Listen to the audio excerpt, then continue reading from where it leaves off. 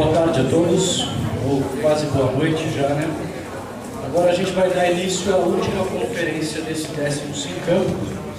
E essa última conferência, não só eu, como todos os membros da comissão científica e da comissão de organização, ficamos muito contentes quando recebemos a confirmação do professor Fernando Anta, que é um dos participantes e pesquisadores que acompanham o Sincam desde o começo, desde o primeiro Sincam em Curitiba.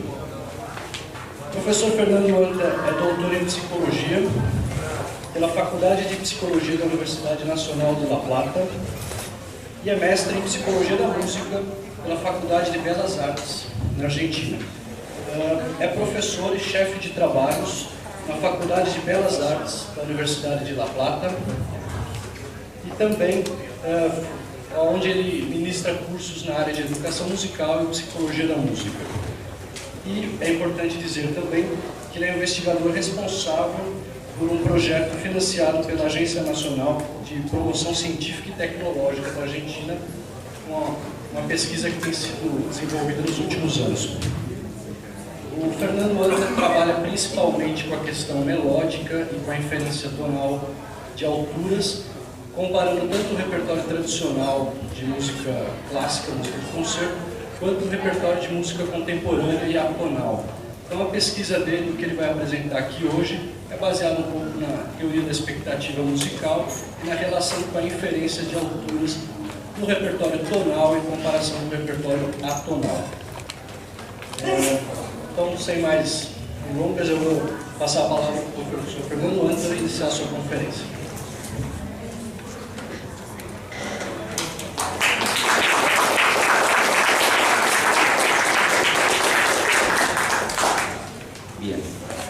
Buenas tardes a todos. Muchas gracias por estar aquí. También no puedo dejar de agradecer a la gente que organiza este Sincam por invitarme a estar aquí. Para mí es un honor.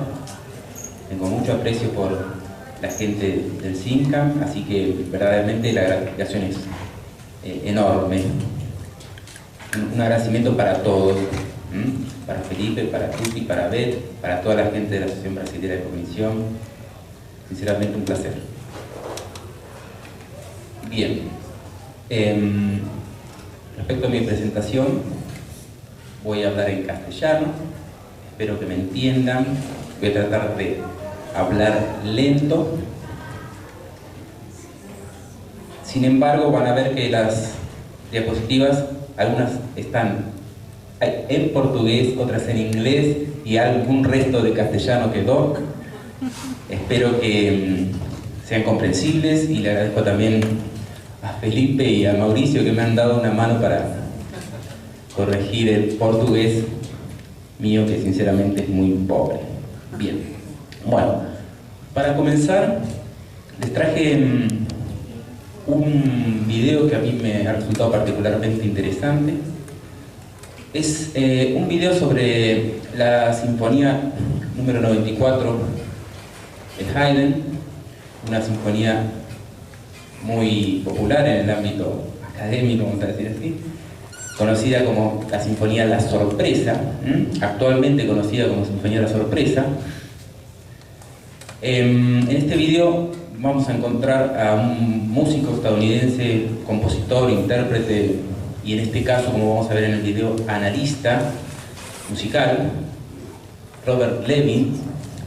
Analizando esta pieza, yo seleccioné unos tramos de su análisis que realmente son muy significativos e informativos acerca de la problemática sobre la que me voy a detener hoy, esta problemática de cognición, emoción y expectativa en música. Así que vemos este video, un video con mucha información, así que a estar atentos. El video está en inglés y con una traducción en español para leer. Espero que de una u otra manera lo puedan seguir.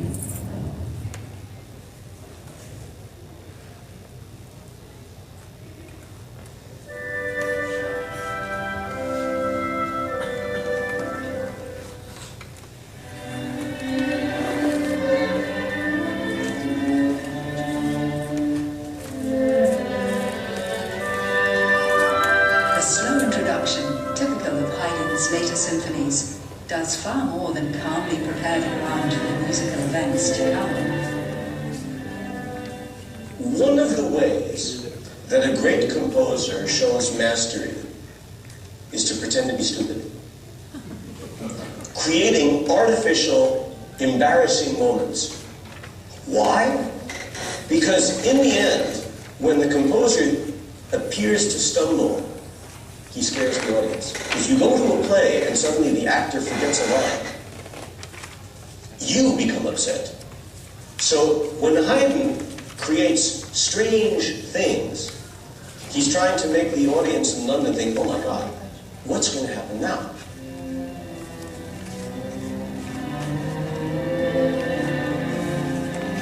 And he finally gets to the end of the introduction, and of course the most important thing about the introduction is asking the audience if they want to hear the rest. Now, would you like this, everybody? And the way Haydn does that is, of course, to lead to a chord of expectancy. So he plays...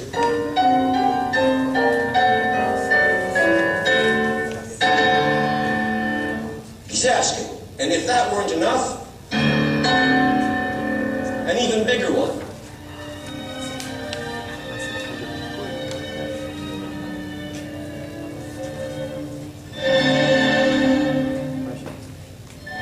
A normal composer would have stopped there and gone on. But Haydn doesn't. He asks the violins to hold, and you have...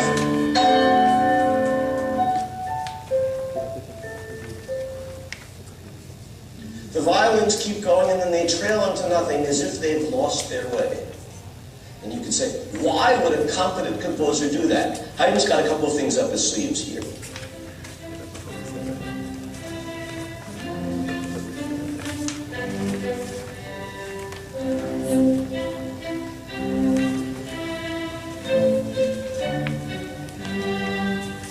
Now, the second movement of a symphony is normally this lyrical, relaxed moment. It's the only moment in the symphony that has that kind of quality.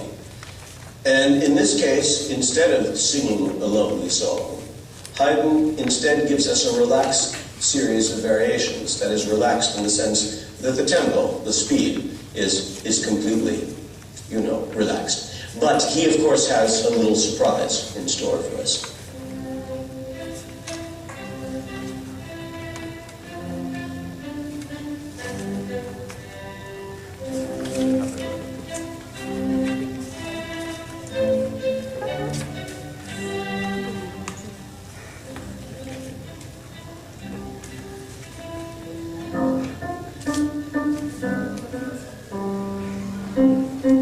It's not elegant, and because it's not elegant, the audience sits there and says, oh boy, we have to listen to this.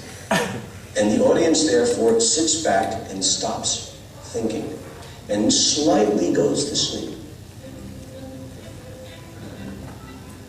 Boy, this is not interesting music. We really don't have to pay any attention to this at all. It's so predictable. Everything you know is obvious. And then half of the audience probably had a heart attack. That's the Paukenschlag. That's the surprise. The next variation reminds us of what happened in the first movement when we got crocodile tears. And suddenly...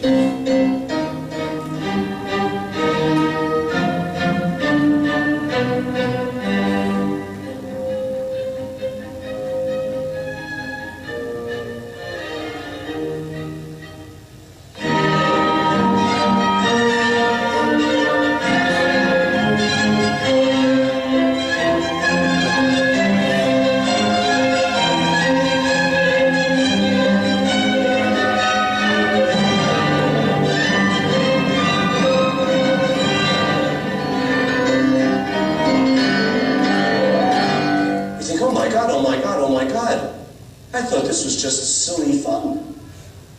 So you see, as I said, you cannot play poker with this man. Because wherever you expect him to be serious, he's funny. When you expect him to be funny, he's serious. When you expect him to be witty, suddenly he's warm.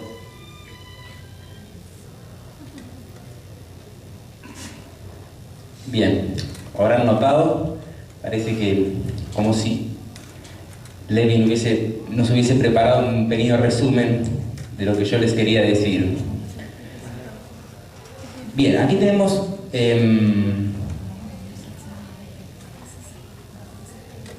análisis de un músico profesional occidental acerca de lo que significa esta composición de Haydn. Es muy interesante notar, no perder de vista, que cuando se hace el análisis, se hace referencia a prácticamente a todos los actores de la experiencia musical, digamos. Vieron que hace referencia al oyente y a lo que le pasa al oyente cuando va escuchando tal o cual pasaje de la sinfonía. Hace referencia a lo que supuestamente Haydn pensó cuando componía esta melodía, a cómo los intérpretes tienen que tocar tal o cual pasaje de los violines, etc. Y cómo a través de algunos constructos como expectativa, previsibilidad, normalidad, etcétera, etcétera, se estructura todo el relato y todo el análisis acerca de esta pieza.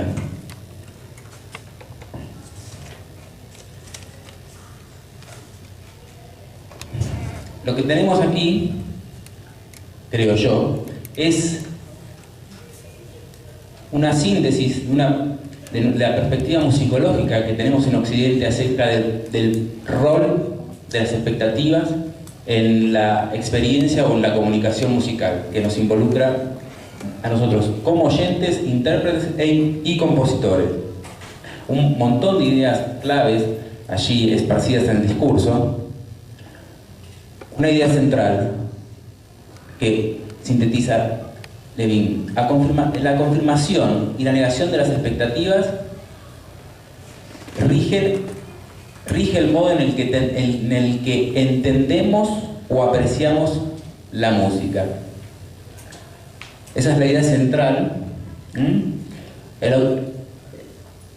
Continúa con su análisis y dice, bueno, hay patrones musicales que son normales, que en nuestra cultura, o en la cultura donde esa música u otras músicas se producen, establecen un estándar que se define por la previsibilidad que tiene. Es interesante notar en el análisis que hace el autor que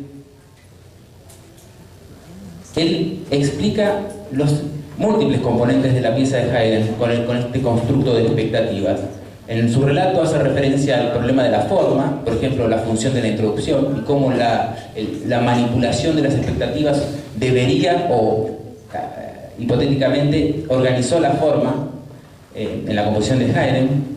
Hace referencia al problema de la armonía y el acorde de expectativa. Hace referencia, por supuesto, a la intensidad, con ese golpe de timbales, etc. Esta idea de que la generación de expectativas frente a la música atraviesa todos sus parámetros. Él hace referencia entonces a esto de que hay compositores normales. ¿Cuáles son esos compositores normales? Bueno, esos que tienden a replicar los patrones dados, ¿no? Una idea para Occidente sumamente fuerte, ¿verdad? Típicamente asociada a otro constructo, a otra palabra, a otro término que acá yo dejé de lado, que es el término de originalidad. Finalmente estamos hablando también de eso, valores estéticos construidos sobre problemáticas cognitivas, diría yo, sobre este problema de en qué medida la música promueve nuestras expectativas y las resuelve o no. Él dice, para el oyente, si el compositor es normal y replica esos patrones, la música termina por ser no interesante. Introduce ahí al oyente en el problema y a la experiencia sensible que tiene frente a la música, o el juicio que hace frente a ella. No solo en términos de mal o bien, sino interesante o no, valiosa o no, etc. Frente a un compositor normal, un compositor extraordinario o que demuestra maestría, aquel que es capaz de perturbar esos patrones. Como les decía recién, alterar los cursos de la forma tradicionales o el modo en que se usan los acordes o la armonía, etc. El golpe de timbal como característico de esta pieza. Es interesante también notar en este análisis que el análisis no se centra en el segundo movimiento de la pieza de Haydn, que es el que tradicionalmente se reconoce como más significativo. La pieza se llama La sorpresa solo por el segundo movimiento, pero el autor en realidad estructura el análisis de toda la pieza, sobre todo en los fragmentos que vimos, a partir de este constructo de expectativa. Y cuando se rompen esos patrones, en los múltiples parámetros de la forma, la música genera sorpresa y es interesante. Acá tenemos condensada en un relato de tipo de análisis musical y más musicológico que alcanza, que tiene múltiples significados para todos los que interactuamos con la música, que condensa un montón de ideas que luego en los estudios cognitivos pasaron a ser claves. Bien, uno podría preguntarse, en todo caso, la pregunta que me planteé yo sobre el tema es, bueno, para nosotros, personas de este siglo XX-XXI, esta ya es evidentemente es una perspectiva aceptada, esta idea de que las expectativas son claves para la producción y la percepción musical. Una idea aceptada en el ámbito musicológico, y ahora después vamos a ver también, obviamente, como ya han visto en nuestras presentaciones, en el ámbito psicológico. Pero resulta interesante preguntarse qué habría pensado Haydn acerca de todo esto que nosotros decimos sobre su sinfonía. Abordar el problema de una perspectiva histórica. Disponemos de algunos datos biográficos de la vida de Haydn. Particularmente, bueno, yo conozco dos biógrafos. Aquí les traigo una cita de uno de ellos, Gressinger, y él dice que le preguntó, les leo en castellano, y si ustedes quieren, por favor sigan el texto. Dice que una vez le preguntó a Haydn si era verdad que había compuesto el segundo movimiento, que es el más popular, el segundo movimiento de la sinfonía del golpe de tambor, digamos, para despertar a los ingleses que se habían dormido en su concierto. La respuesta de Haydn fue no, pero estaba interesado en sorprender al público con algo nuevo y en hacer un debut brillante, de manera tal que mi estudiante Pleyel, quien en aquel momento estaba contratado por una orquesta en Londres y cuyos conciertos habían abierto el ciclo una semana antes que yo, de manera tal que mi estudiante no me supere, dice él. El alegro de mi sinfonía ya había recolectado muchos bravos o aplausos, pero el entusiasmo alcanzó su pico más alto en el andante con el golpe del tambor o del timbal. Otra, sonaban las voces y Pleyel mismo me felicitó por la idea.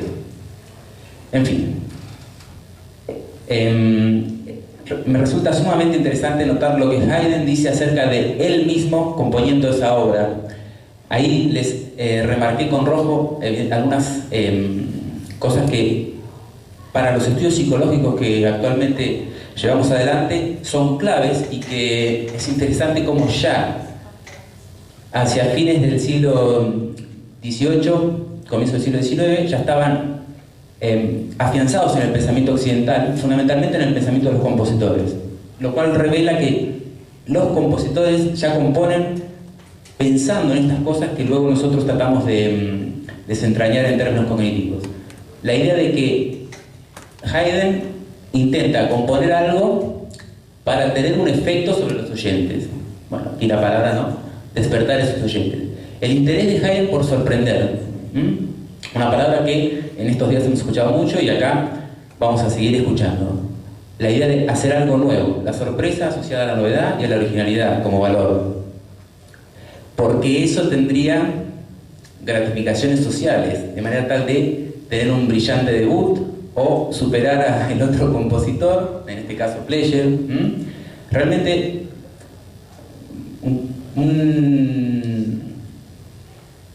una información acerca del pensamiento de Haydn muy interesante, con muchas implicancias históricas para rastrear de dónde vienen estos pensamientos que finalmente estudiamos en el terreno psicológico.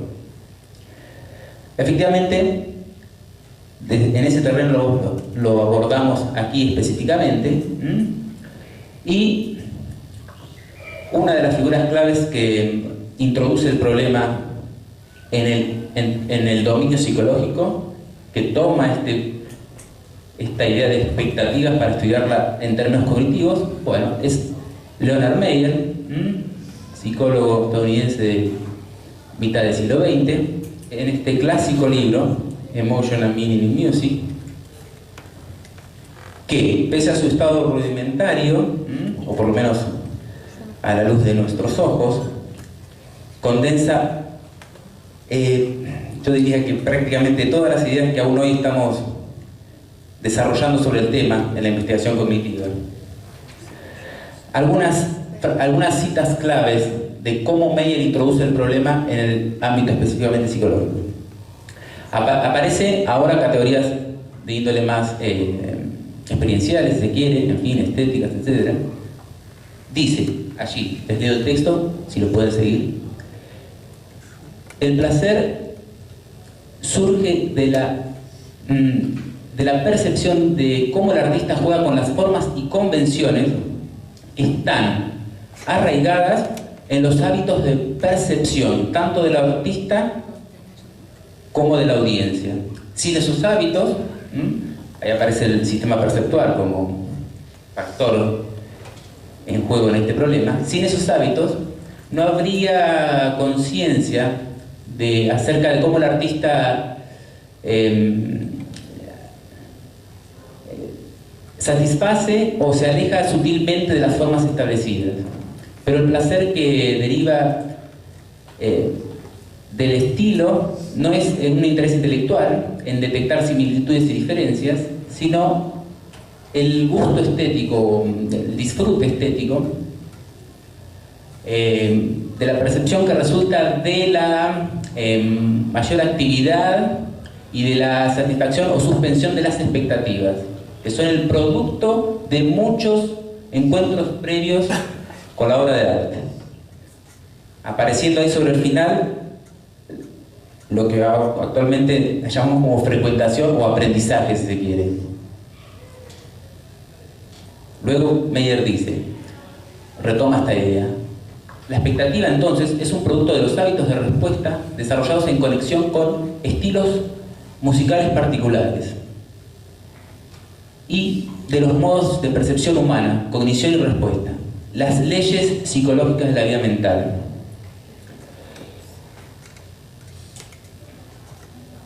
Dos ideas claves de este párrafo que tenemos que extraer: la idea de la importancia de los estilos musicales. La frecuentación no es frecuentación de nada sin más, sino que es frecuentación de un determinado repertorio. Y hoy asumimos que, y de hecho avanzamos sobre esa investigación, que los estilos imponen y generan pautas de percepción, y entonces, agrego yo, sistemas en los cuales las expectativas tienen o no validez, se generan o no. Por lo tanto, el conocimiento del estilo es fundamental. Digo yo, si no conocemos el estilo, no sabemos qué esperar. Otro gran problema de naturaleza musical, de raíz cognitiva: si esperamos cosas de un estilo que son propias de otro, vamos a hacer una evaluación inadecuada del estilo en cuestión. En fin, un montón de situaciones con las que habitualmente podemos encontrarnos. Y la otra idea, por un lado la del estilo, por el otro lado la idea de las leyes de la vida mental rigiendo la generación de expectativas y la apreciación de los estilos. Aún hoy estamos tratando de descubrir esas leyes. Meyer retomó, por eso habla de leyes, los principios de la Gestalt como principios de estructuración,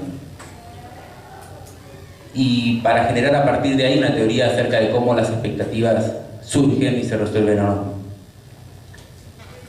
La vida mental, entonces, condicionando las expectativas. Finalmente, otra idea importante. Las expectativas, las progresiones esperadas o típicas de sonidos pueden ser consideradas como normas, lo que forma un punto de vista estilístico. Bien, la alteración de las progresiones esperadas puede ser considerada como una desviación, y esas desviaciones que ocurren en la música pueden ser consideradas como estímulos emocionales o afectivos. Y ahí cerramos un ciclo en el cual tenemos a Meyer proponiéndonos, pasando en términos psicológicos, estas ideas que nos proponía Levine y que ya incluso vienen desde Haydn, esta idea de que un oyente, a través de sucesivos encuentros con la música, construye un conocimiento ante el estilo, una construcción que está regida no solo por el aprendizaje, dice Meyer, sino por las leyes de la vida mental, y una vez construidas, una vez aprendido ese estilo, lo que se desvía de ese estilo o de las normas del estilo genera afecto. Esa es aún hoy la idea fuerza sobre el tema. Pasando el link entonces ahora con mis palabras, según Meyer ya propone que cada pieza tiene o es una estructura probabilística. Esto es un estímulo a partir del cual los oyentes pueden inferir o estimar probabilidades. El conocimiento del estilo permite el aprendizaje de esas probabilidades y la abstracción de patrones.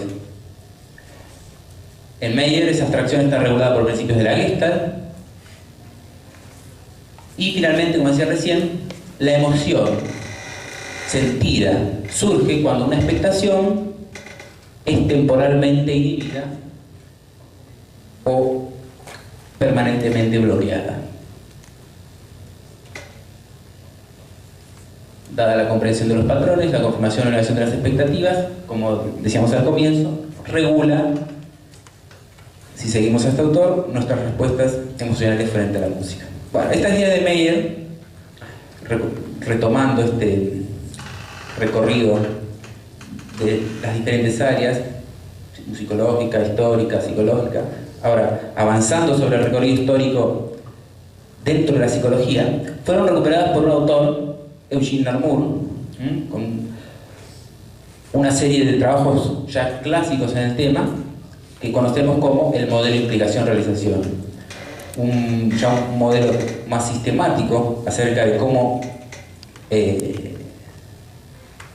los oyentes generan expectativas. En Narmour el problema ya definitivamente se centra en la percepción, asumiendo que el compositor, que la intención del compositor al menos es similar a lo que luego sucede en el ámbito perceptual. Según este modelo, la música puede parametrizarse. Algo que veíamos en el análisis musical inicial, la música puede parametrizarse en armonía, dinámica, textura, forma, etcétera, etcétera. Y cada uno de esos parámetros es susceptible de activar expectativas. A su vez, las expectativas generadas en tal cual parámetro pueden reforzarse o debilitarse mutuamente, en fin. En cada uno de esos parámetros, el autor plantea un principio perceptual básico. Dice, nuestro sistema perceptual es capaz de... se basa, vamos a decir así, en el establecimiento de similitudes y diferencias. La similitud en los estímulos perceptuales, en nuestro caso en los sonidos, la similitud entre los sonidos es percibida como continuidad. Lo digo de otra manera. La similitud entre los sonidos genera la sensación de continuidad. Finalmente lo que Lamour dice es eso. La diferencia genera la sensación de cierre. Él argumenta que, que la percepción trae como mecanismo este establecimiento de similitudes y diferencias. Y establece algunos criterios de cuándo algo es similar, cuándo algo es diferente, en fin. Más allá de los límites que han sido reevaluados, lo importante es la idea. Y señala que a partir de este principio cargado en el sistema perceptual se generan algunas estructuras innatas de expectación. Ya no se habla solamente de conocimiento aprendido como en Meyer, sino ya se habla directamente de innatismo, al mismo tiempo combinado con aprendizaje e inferencia de estructuras. Ya el modelo trata de absorber lo que en su momento era una problemática, esta dobilidad de herencia de aprendizaje. Bueno, a partir de ahí, lo que encontramos, o más o menos, un poco antes, un poco después, es una gran explosión del tema en las diferentes corrientes y en el contexto de diferentes tradiciones psicológicas, si quieren. Y el tema de las expectativas musicales empieza a ser o bien directamente abordado o si no explícitamente subsumido en otras perspectivas teóricas. Por ejemplo, el conexionismo. El conexionismo como una teoría psicológica que trata de suplantar al computacionalismo o a la teoría de la Gestalt, digamos, como ideas fuertes de la época. Un conexionismo que reemplaza esa metáfora de la computadora por la metáfora o la descripción literal del cerebro y trata de explicar la generación de expectativas a partir de actividad efectivamente cerebral. Variantes de esos conexionismos, a los cuales yo rotulé de modelos evolutivos, autoevolutivos o dinámicos también llamados, que aplican, introducen en el modelo un componente de cambio permanente a partir de la información disponible, lo que hace que la modelización de la generación de expectativas esté afectada con escalas temporales más pequeñas, digamos. El intento es capturar el aprendizaje finalmente ahí. Modelos de naturaleza transmodal que tratan de explicar la expectación musical, las expectativas musicales, y entonces se relacionan la percepción que tiene el oyente acerca de anticipación de continuidad o cierre o de movimiento, en fin, típicamente con el dominio corporal y cómo a través del dominio corporal o del comportamiento de los fenómenos en el espacio uno puede también inferir esas predicciones y trasladarlas a la música. Modelos generativos, esto es, modelos en donde la generación de expectativas se plantea como sistema de reglas.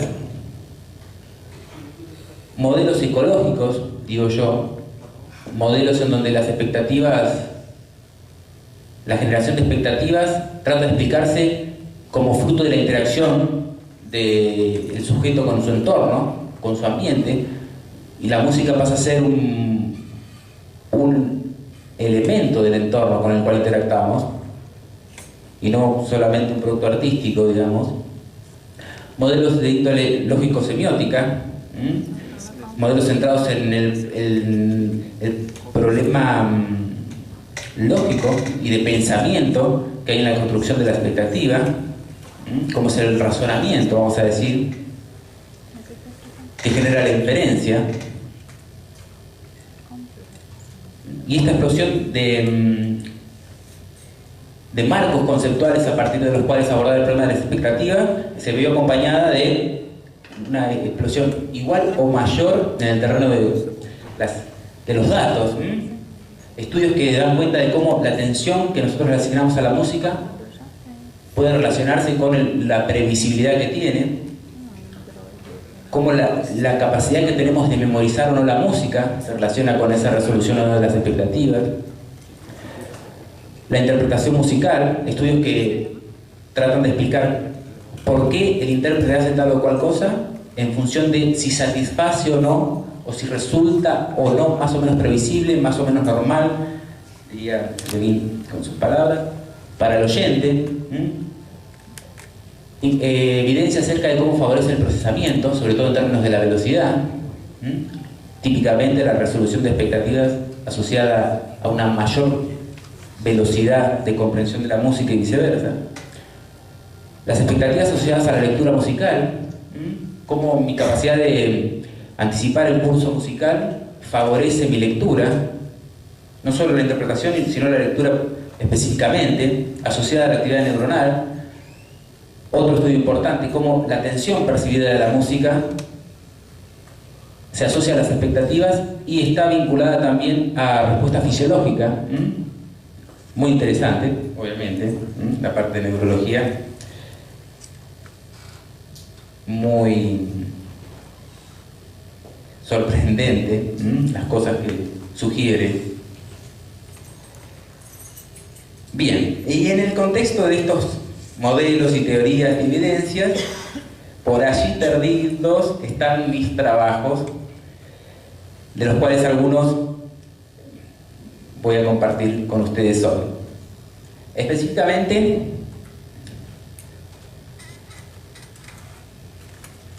hoy voy a compartir con ustedes 3 trabajos vinculados al tema.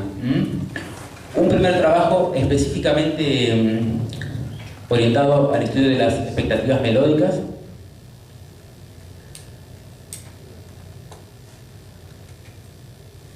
Un segundo trabajo derivado del primero que aborda el problema de la inferencia y la previsibilidad en el contexto de la inducción tonal.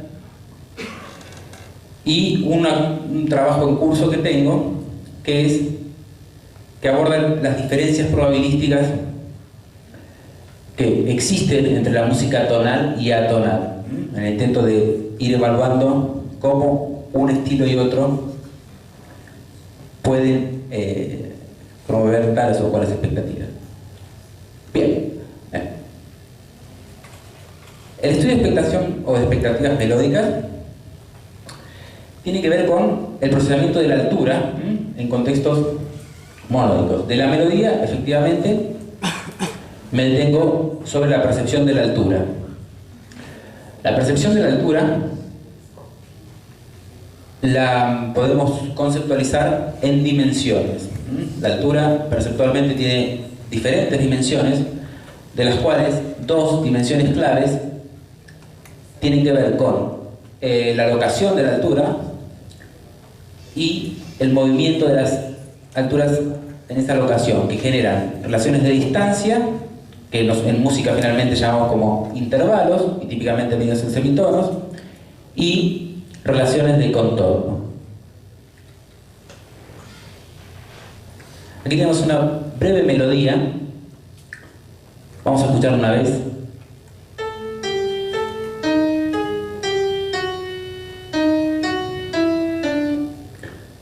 Bien, una melodía que, como seguramente acordarán, bastante atonal, en ese sentido difícil de discriminar cuáles notas son más estables o no, solo por las alturas. Bien, este tipo de situaciones melódicas, típicamente los oyentes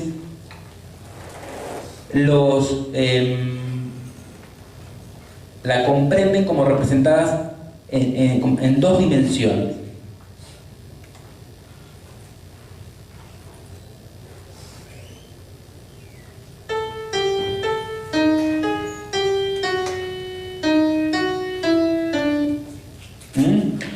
Típicamente experimentamos esto como un trazo, de ahí las ideas musicales de línea.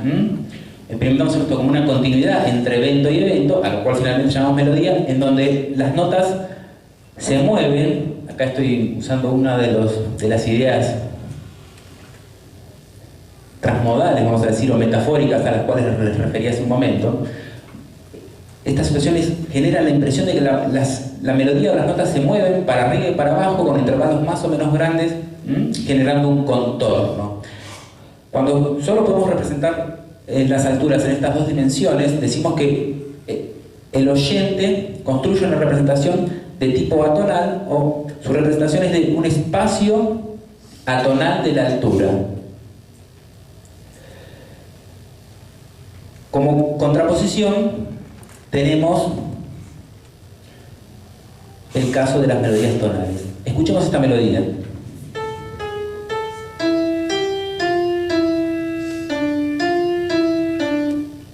Como notarán, una melodía que conserva la estructura rítmica y métrica de la anterior, conserva el contorno, pero se adecuan unas notas para que sea tonal, y efectivamente nuestra experiencia es muy diferente, sobre todo por la previsibilidad que ganamos a partir de la inclusión de la tonalidad. Allí aparece en el oyente un nivel más de representación, una dimensión más de representación para la altura, una dimensión que en los estudios psicológicos se denomina como jerarquía tonal. Cuando la música tiene una organización como esta, nosotros músicos decimos contexto tonal, aparece esta dimensión perceptual que nos permite representar las notas de otra manera.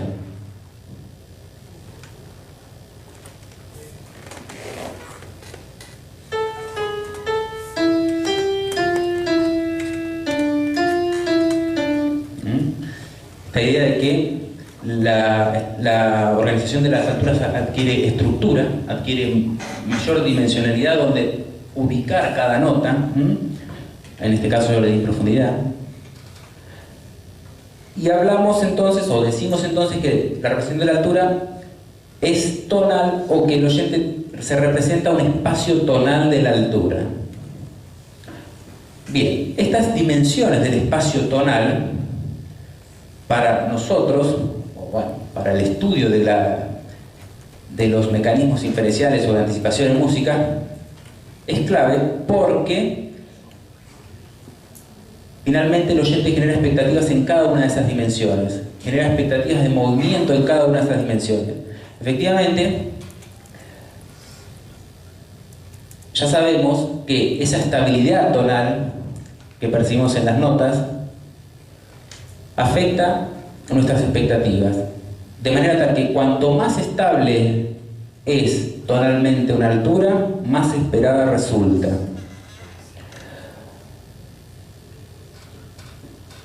Esa otra dimensión espacial donde medimos la proximidad también promueve expectativas.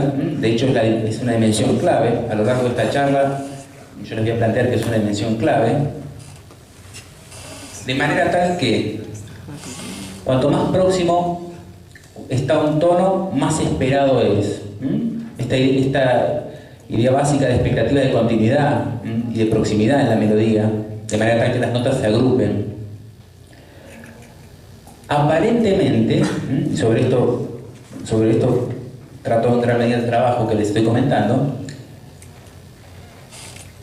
el movimiento de dirección de las notas o el contorno, que yo mencionaba hace un rato, también promueven expectativas en el oyente.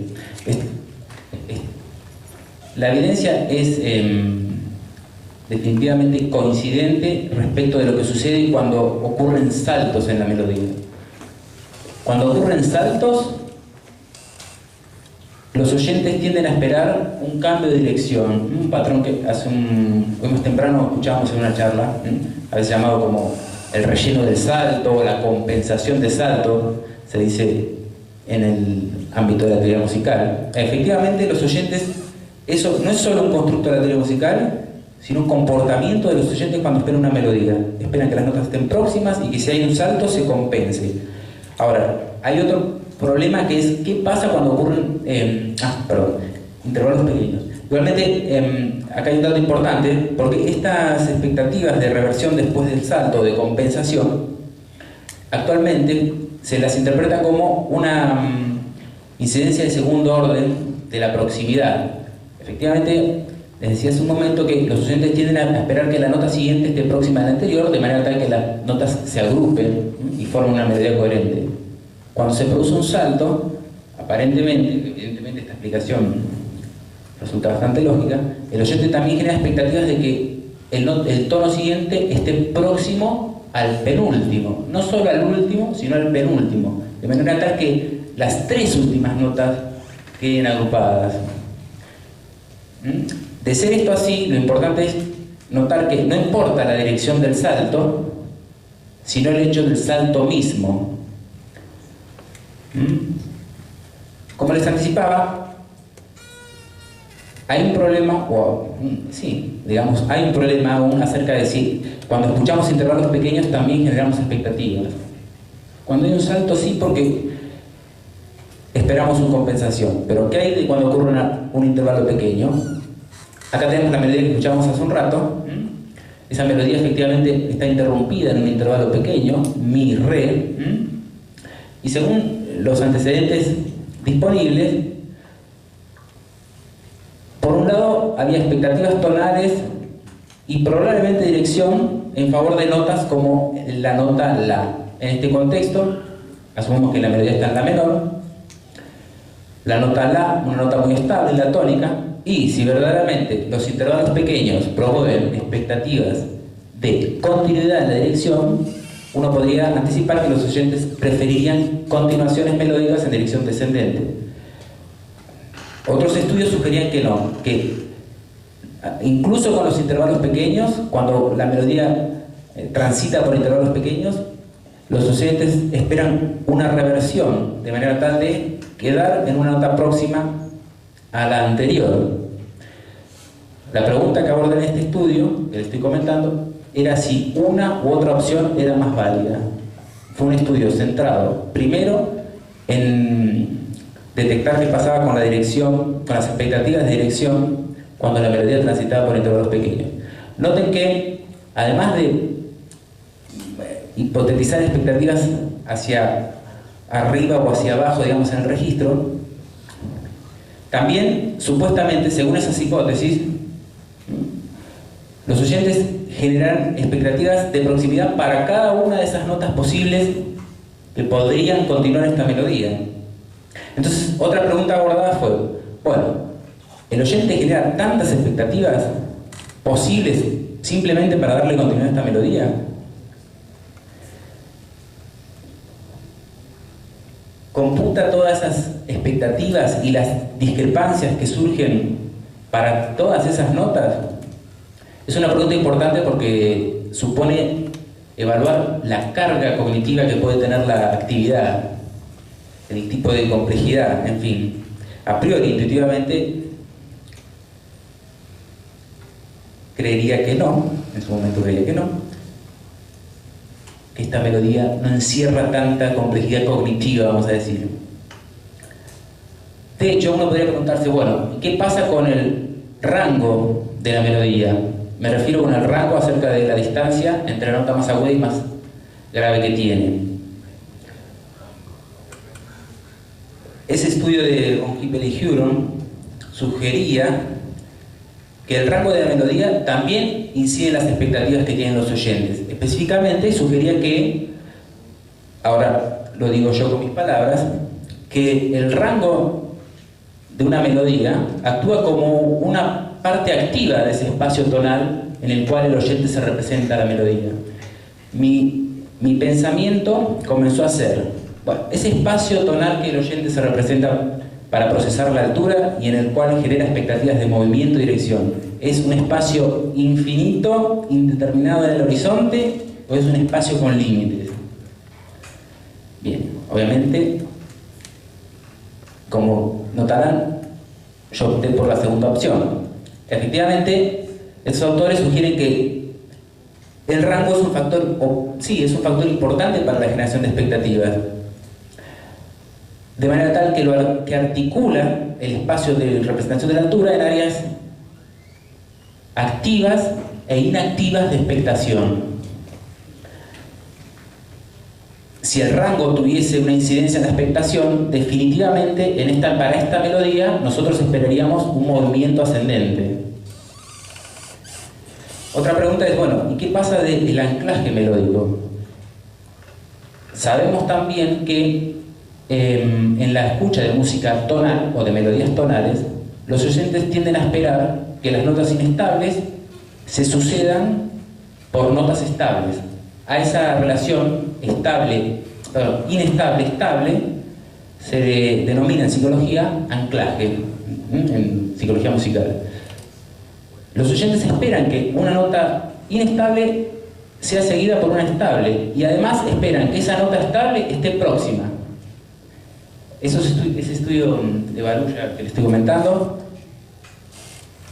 y uno anterior, que ahí no está referido, demuestran que esta idea que el músico tiene de que una nota inestable resuelve en una estable es que perceptualmente es válida. Esa idea tiene realidad perceptual solo cuando las notas están próximas. Si no, el oyente no tiene esa sensación de resolución. Si la sensible no está verdaderamente próxima al registro de la tónica, se genera una falsa relación, vamos a decirlo así musicalmente, digamos, que perceptualmente al menos es secundaria. Bien, entonces la pregunta fue, en este estudio, ¿qué pasa con el efecto del rango y qué pasa con el efecto del anclaje melódico? Porque si ese efecto tiene incidencia en la expectación, definitivamente para este tipo de melodías los oyentes van a esperar un movimiento ascendente hacia el centro del registro y no hacia cualquier nota próxima, sino aquellas en todo caso próximas a estas, o contenidas o al menos próximas a este espacio activo del espacio tonal. Esas fueron las hipótesis que examiné. La parte más metodológica ahora. En este estudio participaron 14 músicos y 14 no músicos,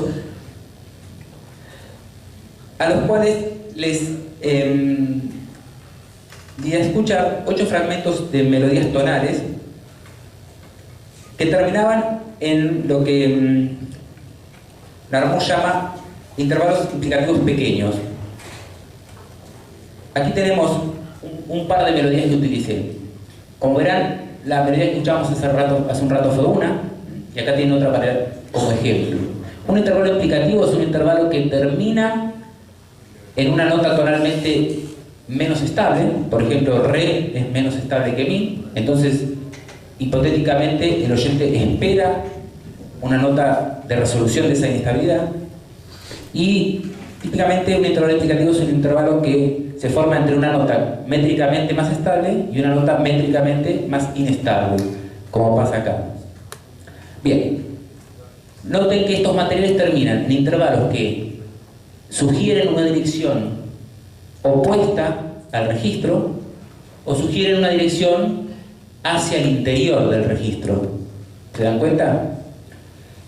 De manera tal que en los materiales podemos discernir cuándo un resultado es esperable a partir de los intervalos propiamente dichos y cuándo es esperable por la incidencia del registro. Bien,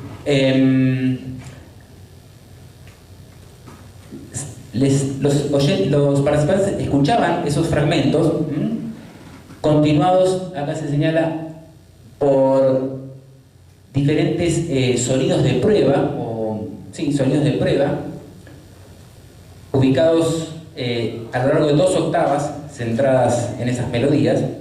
Escuchaban los fragmentos y luego agregado uno u otro sonido. Y se le pedía que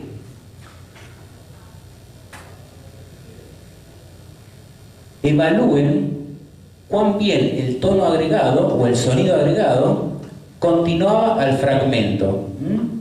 La consigna fue: acá está el fragmento y acá hay diferentes tonos de continuación. Necesito que evalúen en qué medida o cuán bien este sonido continúa a tal o cual melodía.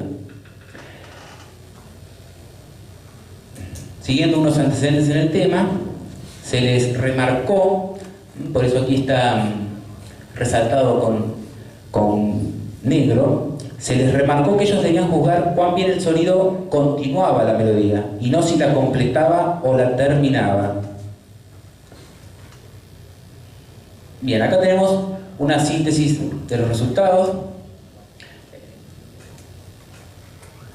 Esta es una tabla un poco densa o compleja, pero nosotros de esta tabla solamente necesitamos atender a lo que está en su porción inferior.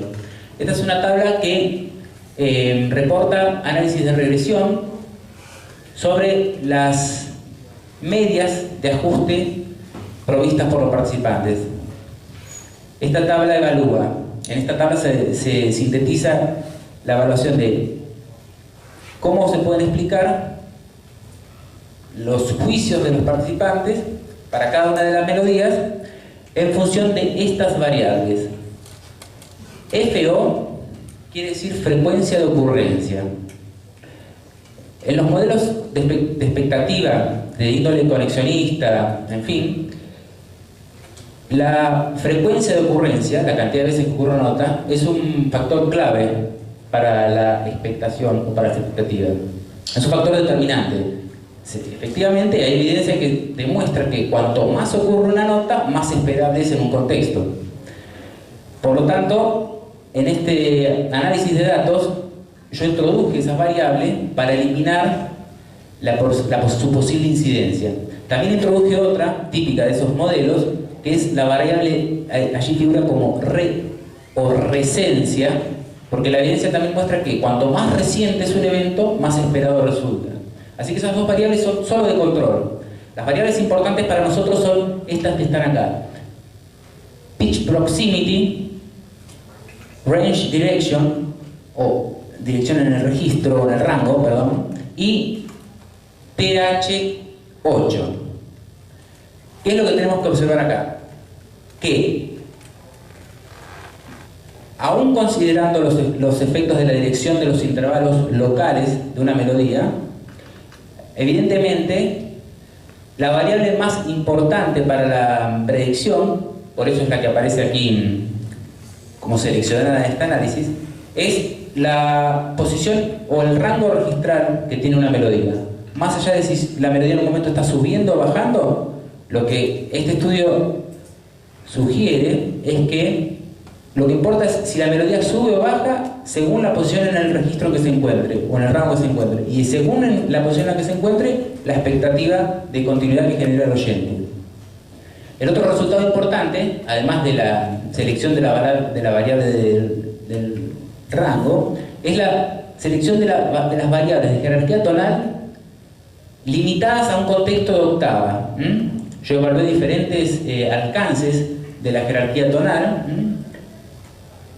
Evalué si la jerarquía tonal tenía validez en las 2 octavas que yo había introducido los tonos de prueba, en ámbitos más restringidos de esas 2 octavas, cada vez más cerca del registro de las melodías.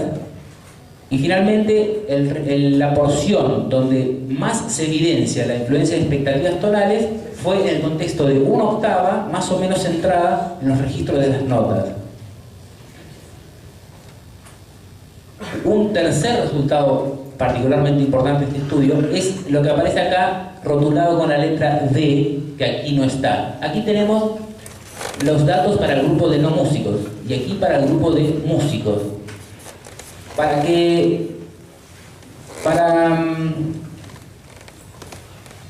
Digamos así, la incidencia de la tonalidad en el grupo de los músicos se observó cuando yo ajusté esa variable de jerarquía tonal a un contexto de dominante. Esto es, las melodías tenían su tonalidad principal. Por caso la escuchábamos, estaba en la menor. Los no músicos anticiparon la ocurrencia fundamentalmente de notas del acorde de la menor. Sin embargo, la incidencia de la tonalidad fue significativa solo cuando yo corregí ese vector de jerarquía tonal de manera tal de hipotetizar que los músicos esperaban notas del acorde de dominante en vez del de tónica. Un resultado particularmente problemático y, en todo caso, también interesante.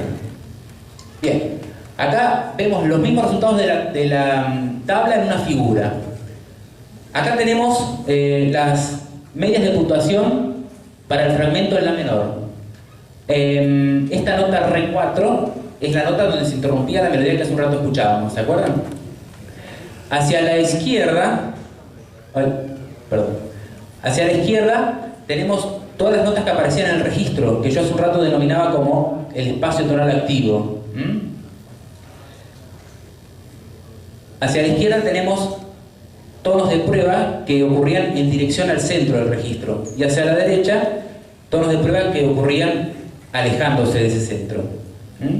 Como ven, los valores son más altos en esa porción donde ocurrían las notas de la melodía, y hacia este costado son particularmente bajas, hacia el registro grave, cuando la melodía estaba hacia el agudo. Otras figuras para ver de qué se tratan estos resultados.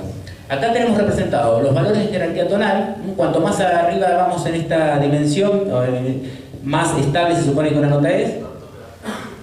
Y aquí tenemos representados los sonidos de prueba, representados como grados de la escala. El grado 4 era el grado donde se detenía esa melodía en la menor, sobre la nota re. ¿Me siguen? Otra vez, hacia la izquierda, es donde ocurrían la mayor cantidad de notas. Estos bastones reflejan la frecuencia de ocurrencia en cada melodía. La melodía se interrumpía sobre la nota 4, re 4, que es el grado 4 de la escala. Y la mayor cantidad de notas estaban hacia el agudo, aquí graficado hacia la izquierda. Así hay que leer estas tablas. En fin, lo importante acá es notar que en los músicos, los gráficos de arriba son datos para los músicos, hay una discrepancia entre valores esperados o de predicción y valores observados. Por ejemplo, acá tenemos el valor esperado para la nota de tónica. ¿Ven que dice grado 1? Sin embargo, los músicos juzgaron a ese grado 1 mucho más bajo de lo esperado, y por contraste al grado 2, o sea, al si más alto que lo esperado. ¿Ven que estas líneas se cruzan? Eso quiere decir que se comportaron de manera diferente a lo predicho. Lo predicho era, recuerden, que cuanto mayor estabilidad tonal tiene una nota en un contexto, más esperada es. Si el contexto era de la menor, un la debería ser más esperado que un si. Los músicos se comportaron de manera opuesta a esa predicción. Acá es particularmente notorio cómo la sensible fue más esperada que la tónica. Aquí otro tanto. Cada vez que vemos un cruce entre valores de predicción y valores observados, observamos comportamientos diferentes. Por contraposición, fíjense acá cómo los juicios de los músicos siguen claramente el vaivén de los valores esperados. Bien, ¿cuáles son las conclusiones que extraje de estos resultados? Bueno, hubo un efecto del rango de las melodías, más allá de la dirección local, de su intervalo, en el intervalo en el cual se interrumpía, hubo un efecto del rango. Ese rango parece afectar las expectativas de dirección melódica de los oyentes, incluso más en todo caso que los intervalos locales, por lo menos en la condición extrema en las que se testearon. Es interesante interpretar este resultado como un efecto de un orden aún más alto de la proximidad, porque decir que la melodía, que un oyente espera que cuando la melodía alcanza sus extremos se mueva hacia el centro del registro, es lo mismo que decir que el oyente espera que las notas, todas las notas, se conserven próximas entre sí. Por lo tanto, el efecto del rango puede interpretarse como un efecto de alto orden de la proximidad hacia la anteúltima nota, la anterior, y esas expectativas generando los resultados que acá vimos. Hubo un efecto de la tonalidad. También observamos un efecto de la tonalidad como predecían los antecedentes, como sugerían los antecedentes. Pero el efecto fue diferente en músicos y no músicos. La pregunta que sigue es si la demanda o la tarea sesgó las respuestas de los participantes. ¿Por qué?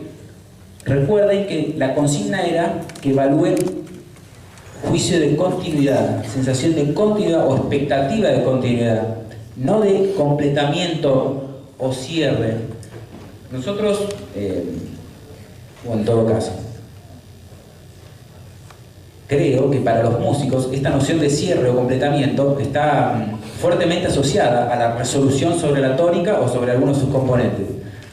Es lógico pensar que cuando yo les pedí que juzguen continuidad, a los músicos les pedí que anticipen que la melodía no iba a concluir y entonces que no iba a continuar con algún evento del acorde de tónica.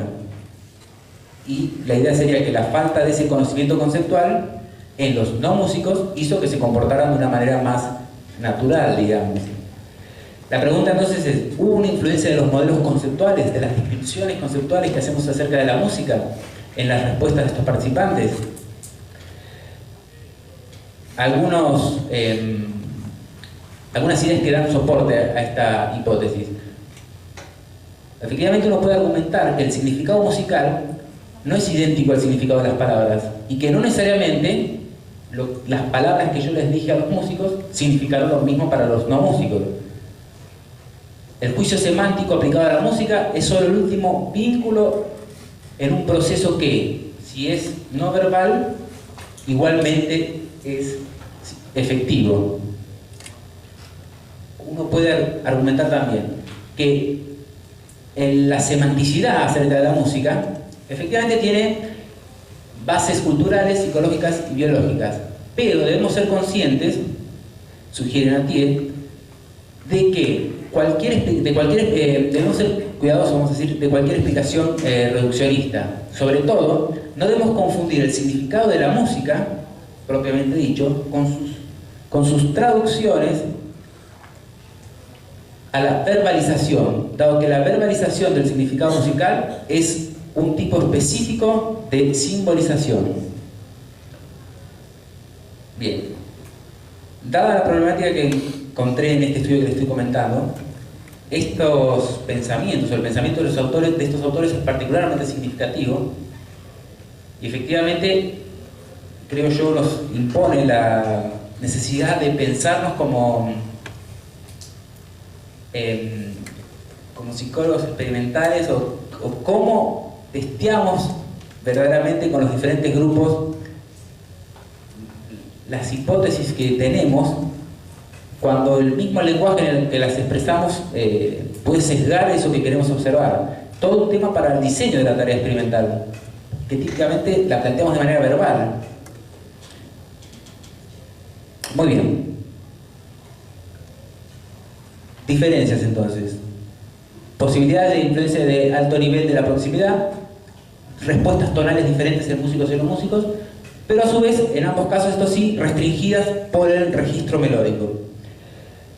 Esta idea de restricción del registro melódico implica o da lugar a esta pregunta.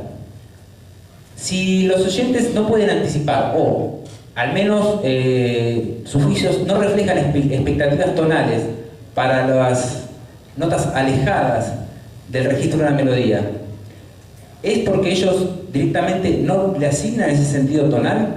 Esto es, si no anticipan esa nota tonalmente importante, ¿eso quiere decir que esa nota cuando está fuera del registro carece de significado tonal? Esta es una pregunta, esta de en qué medida las notas tienen sentido tonal o no, que podemos abordar en el ámbito de los estudios de la inducción tonal. Y ahora pasamos al segundo estudio que quiero compartir con ustedes. La inducción tonal. Con inducción tonal nos referimos al proceso de identificación de la tonalidad, un proceso absolutamente elemental, complejo y aún oscuro realmente. ¿Cómo opera con la inducción tonal? ¿Qué hace el oyente cuando identifica la tonalidad? Bueno, hay dos grandes grupos de modelos influyentes sobre el tema: los distribucionales y los funcionales. Como alternativa, una variante menos difundida y explorada, los modelos de asociación de patrones o de identificación de patrones. Les comento brevemente algunos de estos modelos. Específicamente me detengo en el modelo distribucional de Krum-Hansel-Schmackler, que sin duda es uno de los más populares. Según estos autores, los oyentes infieren una tonalidad o anticipan que tal o cual nota va a ser la tónica de acuerdo a cómo están distribuidas las clases de alturas según su duración. La idea es que cuanto más dura una nota, más estable es. Cuanto más dura una clase de nota, más estable es. La idea, por las dudas, el concepto de clase de altura es un concepto de índole psicológica ahora, es un concepto que no surge en la psicología, pero que ahora la psicología lo apropió como tal, y se asume que todas las notas a distancia de octava, como decimos los músicos, son psicológicamente equivalentes. Por lo tanto, lo importante es ver cuántas notas de una clase aparecen o cuánto tiempo duran para determinar su estabilidad tonal. Bien, aquí tenemos unas mediciones de estabilidad tonal para el modo mayor y menor, hecho por Grün-Hansel y Kessler, son investigadores pioneros en el tema. Básicamente ellos le dieron a un grupo de personas a escuchar un contexto tonal y a evaluar cuán estable sonaba un sonido con relación a ese contexto. En realidad le pidieron que evalúen cuán bien ajustaba.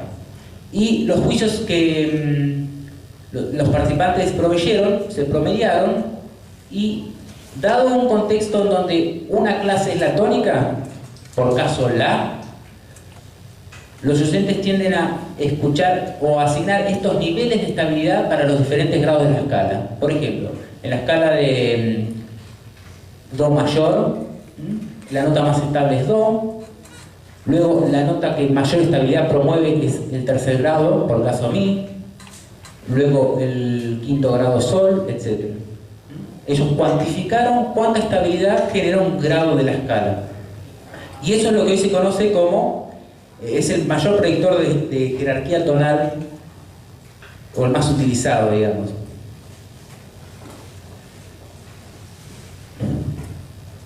Muy bien.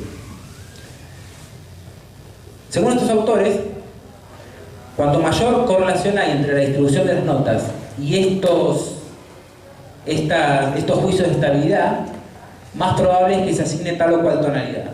Por ejemplo, para esta melodía, la mayor correlación se alcanza cuando asumimos que la nota Mi bemol es la tónica. Acá este gráfico sintetiza la distribución de la duración de las notas en esta melodía. La nota que más duración acumula es el Si bemol, la que le sigue son Sol, Mi bemol y Re, y las otras notas duran menos, que típicamente son las notas menos importantes de la escala y demás. Según estos autores, los oyentes van a percibir esta melodía como Mi bemol mayor. Estos modelos tienen la dificultad que yo altero una sola nota, por caso cambio ese Si bemol, cambio ese Mi por un Si bemol, solo con el cambio de esa nota, según estos autores, ya cambiaría la tonalidad de la melodía. Eso es problemático porque no siempre es así, no siempre una variación tan pequeña altera la sensación de tonalidad. Por oposición a eso tenemos los modelos funcionales. El modelo de los intervalos raros es uno de los más conocidos, que dice que nosotros identificamos la tonalidad a partir de los intervalos que hay entre las notas, y puntualmente a partir de la presencia del tritono. El tritono nos indica claramente dónde está la tónica y dónde está la mediante, y por lo tanto es el indicador clave de la tonalidad. Este es un modelo muy poderoso, digamos, y efectivamente para este modelo, si yo cambio tal o cual nota, no necesariamente cambia la percepción. Sí, también el modelo atiende a cómo están ordenados en el tiempo los eventos, algo que el modelo anterior no hacía. Como les decía, este modelo se centra en la presencia del tritono. En este caso lo determinante sería la presencia del Re y del Re y el La, bien digo, Da bemol. Bien. Sin embargo, este modelo también puede ser bastante frágil y depender solo de la aparición de una nota, tal o cual nota. Fíjense, según este modelo, si no estuviera el Re, la melodía ya no sonaría en Mi bemol. Lo que yo hice fue, ahora a modo de ejemplo, suplantar ese Re por el Re bemol. Escuchen cómo suena la melodía y a ver en qué tonalidad les parece que está.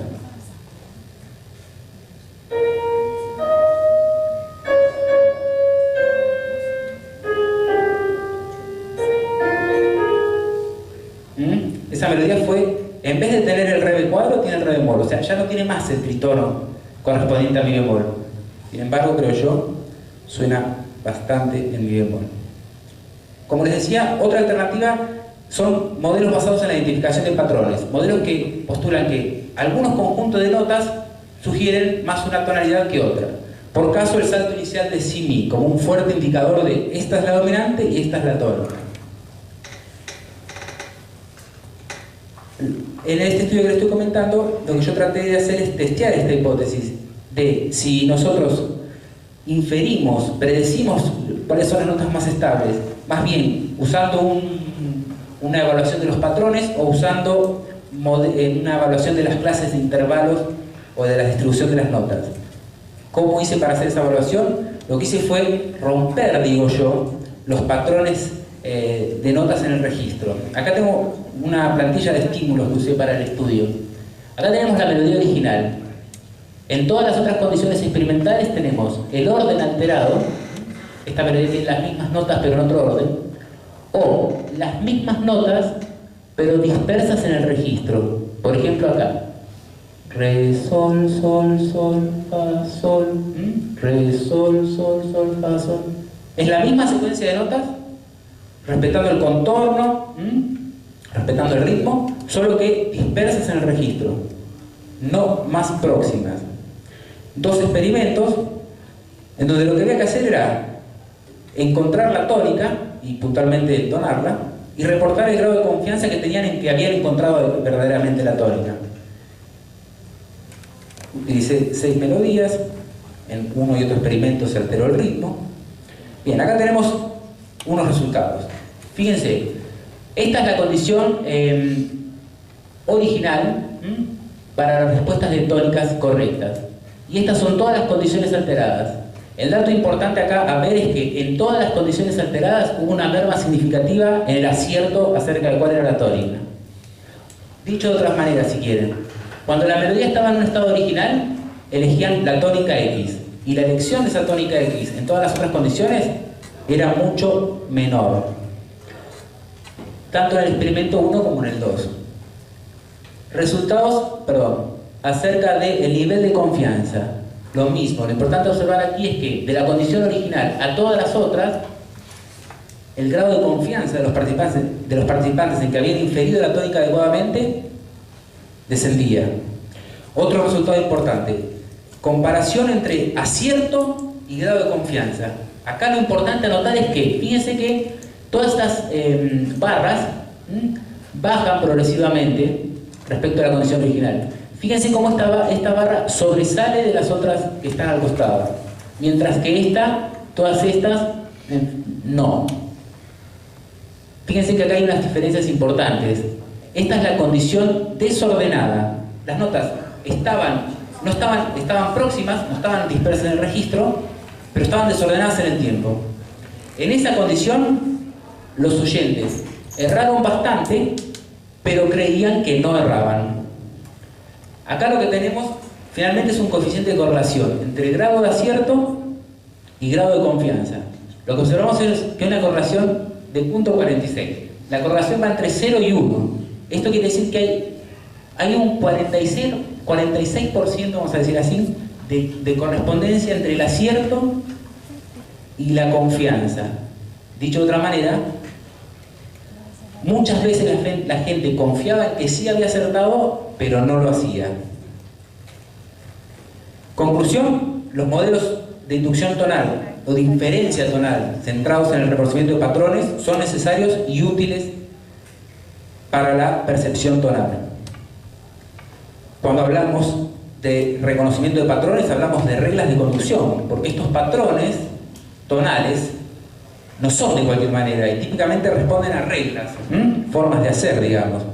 Por lo tanto, esas reglas parece que ayudan a hacer que la música sea tonal. Esto es, dicho más simplemente, no alcanza con que usemos tal o cual escala, sino con que sometamos las notas de la escala a tales o cuales reglas. Aparentemente el uso de esas reglas aumenta la previsibilidad y entonces la organización tonal. La pregunta es, ¿cuáles reglas importan? En estos dos estudios que estoy comentando, tanto en el de expectación como en este, aparentemente la regla clave es la de el menor movimiento posible. se dice en música. Y en psicología decimos la regla de que las notas estén cada vez más próximas o permanentemente próximas. El tercer estudio que les comento brevemente tiene que ver con en qué medida esta regla se aplica en la música tonal y en la música atonal. Si la proximidad hace que la música sea tonal, la hipótesis es que la música atonal va a tener una distribución de alturas mucho más dispersa. Aparentemente el sentido de tonalidad es fortalecido por la proximidad de altura. Esto implica que la música tonal debería mostrar niveles menores de dispersión. Efectivamente tenemos evidencia que esto es así. La hipótesis que sigue es la música atonal debería mostrar niveles mayores de dispersión. También hay una evidencia al respecto. La evidencia sobre todo era teórica. Fíjense estas apreciaciones de los músicos y analistas. Respecto a la música de Schoenberg y su estilo atonal, era característico, dice Copland, el estilo angular, cargado con saltos inusuales, intervalos de séptima y de novena, dice Copland. Otro autor, Salazar, dice, la música atonal se basó en el precepto de evitar o violar las progresiones que podían recordar a la armonía tonal. Ese precepto venía acompañado de la idea de que la melodía tenía que tener un carácter no vocal o antivocal, con muchos saltos que le daban un color especial a esta música. Y otro comentario, otro juicio también importante, los corrimientos de la convencionalidad tonal, o de la tonalidad convencional, resultaron en el uso de saltos inesperados, tensiones no resueltas, y un movimiento melódico impredecible en general. Efectivamente, los aficionados a la música, analistas de la música y demás, notaron que la música atonal estaba compuesta de más saltos que la música tradicional, y entonces compuesta con mayores niveles de dispersión. Acá tengo un estudio de un investigador alemán que ya hizo un estudio cuantitativo acerca para corroborar si esto era efectivamente cierto. ¿Es verdad lo que decían estos teóricos? ¿Efectivamente la dispersión es mayor? Según este autor, sí. Y él dice que la música contemporánea se dividió drásticamente en dos estilos. Unos estilos que se asemejan más a la música previa, porque conservan las notas más próximas entre sí, y unos estilos que se alejan de esa tradición previa porque definitivamente rompen la continuidad registral de las notas. Acá tenemos una cuantificación que hizo Fuchs acerca de la dispersión de las alturas a través de los estilos, y notamos que desde 1500 aproximadamente hay un incremento paulatino en la dispersión de las notas. Las notas van, dicho de otra forma, si quieren, las melodías van expandiéndose en el registro cada vez más, creciendo definitivamente a gran velocidad hacia nuestro siglo, y nuestro siglo planteando ya una clara identificación del problema y una bifurcación. Bien, el estudio que estoy haciendo ahora, se centra en ese punto de la historia, en ese punto en donde surgió la música atonal. Entonces, lo que me plantea hacer es contrastar el nivel de dispersión de las alturas efectivamente entre músicas tonales y atonales del mismo periodo, no a lo largo de semejante ventana de tiempo como hizo Fuchs. Me centré en un mismo autor, Schoenberg, solo en las líneas melódicas y vocales, de manera tal de evitar cualquier problema textural, en la música del atonalismo libre, para no enfrentarme a los problemas del serialismo, y lo que hice fue analizar la distribución de las alturas en todas las canciones de Schoenberg, básicamente. Finalmente, 77 melodías analizadas. Acá tenemos los resultados que considero importantes hasta el momento. En este punto tenemos el opus 1 de Schoenberg, y un opus todavía considerado tonal. Y en este punto tenemos el opus 22, el último opus del atonalismo libre de Schoenberg. Lo que observamos es que en la producción de Schoenberg, desde la producción tonal a la producción atonal, hay un progresivo incremento en la dispersión de las alturas. Esto que les decía hace un rato. Acá tengo tres líneas de regresión porque tengo tres modelos. Un modelo que describe la dispersión a nivel local, de nota a nota. cuánto se fue alejando cada nota de la siguiente, y un modelo global que describe cuánto se fue alejando cada nota de todas las restantes. Bien, esto ya muestra que en el mismo Schoenberg hay un progresivo incremento de la dispersión. La pregunta que sigue es, ¿dónde está el límite en donde Schoenberg pasa de la música tonal a la atonal? Tradicionalmente, el pasaje se reconoce en el número 4 del opus 10. Se dice que esa es la primera música atonal de Schoenberg. Ese opus 10 coincide con estos niveles de dispersión que señalé acá.